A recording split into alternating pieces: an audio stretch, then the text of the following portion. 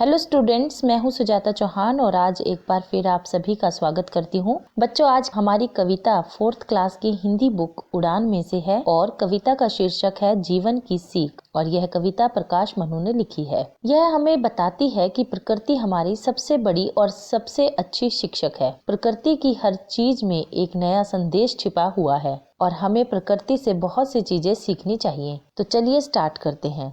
कविता में कवि कहते हैं, सूरज सिखलाता है हमको बड़े सवेरे उठना, सिखलाती है हवा खुशी की लय में चलते रहना। अर्थात सूरज रोज सवेरे जल्दी आकर हमें सुबह शीघ्र उठने की शिक्षा देता है, क्योंकि सुबह जल्दी उठना हम सभी के लिए अच्छा होता है। इससे हमारी सेहत भी अच्छी रहती है और हमारे सारे कार्य समय पर ही खत्म हो जाते हैं, समाप्त हो जाते हैं। हवा हमें निरंतर जीवन में चलते रहने की शिक्षा देती है। बच्चों, आप सभी ने देखा होगा कि हवा हमेशा बहती रहती है और हवा से हमें हमेशा जीवन में कुछ न कुछ करते रहने की तथा हमेशा जीवन में आगे बढ़ते रहने तथा चलने की शिक्षा मिलती है। चांद हमें सिखलाता देना जग को नया उजाला, तारे कहते गीत सुनाओ झिलमिल मस्ती वाला। जिस तरह से चांद रात के घने अंधेरे में सबको राह दिखाता है, अर्थात रोशनी देता है, उसी तरह से हम सभी को भी कुछ ऐसा करना चाहिए ताकि संसार को नया उजाला मिल सके, किसी के काम आना चाहिए। तारों से हमें हमेशा झिलमिलाते अर्थात चमकते रहने की शिक्षा मिलती है। हमें अपने जीवन में ऐसे कार्य करने चाहिए जिससे हमारा नाम हो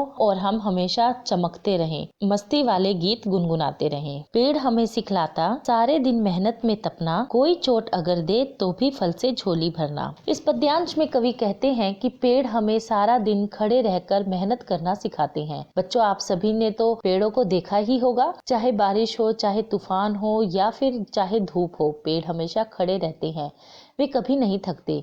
इसलिए हमें पेड़ों की तरह अपने जीवन में मेहनत करना सीखना चाहिए, कभी थक कर हार नहीं माननी चाहिए। इसके साथ साथ पेड़ हमें यह भी शिक्षा देते हैं कि यदि कोई आपको नुकसान भी पहुंचाए तो हमें गुस्से में प्रतिक्रिया नहीं देनी चाहिए, बल्कि हमें उस व्यक्ति के लिए हमेशा अच्छा ही सोचना चाहिए। जैसे पेड़ों पर अगर आप पत्थर मारते हैं तब भी पेड़ हमारी झोली फल से ही भर देते हैं। नदी बताती कलकल स्वर में बहना मेरे भाई, झरना बोला पल पल झरते सबकी करो भलाई। नदी हमें जीवन में कलकल बहना सिखाती है, अर्थात जीवन में चाहे कितनी भी मुश्किलें हों लेकिन हमें रुकना नहीं चाहिए, हमें हमेशा चलते रहना चाहिए और इसी तरह से हमें झरने से सबकी भलाई करने की शिक्षा मिलती है। आसमान हंस कहता मुझसे सीखो तुम अपनापन, धरती कहती है धीरज से फैला लो अपना मन। आसमान हमें हंसकर कहता है कि तुम सब मुझसे अपनापन सीखो, जिस तरह से मैं सभी के लिए हूँ उसी तरह से हम सभी को भी सबकी भलाई के लिए कार्य करने चाहिए।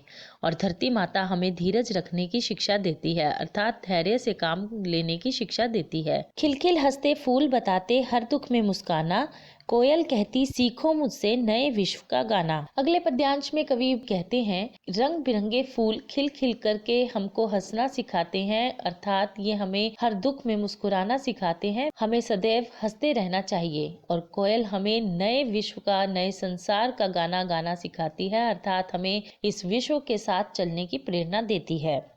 अच्छी बातें अगर सभी की सीखी हमने भाई, तो धरती पर प्यार सरीकी महकेगी अमराई।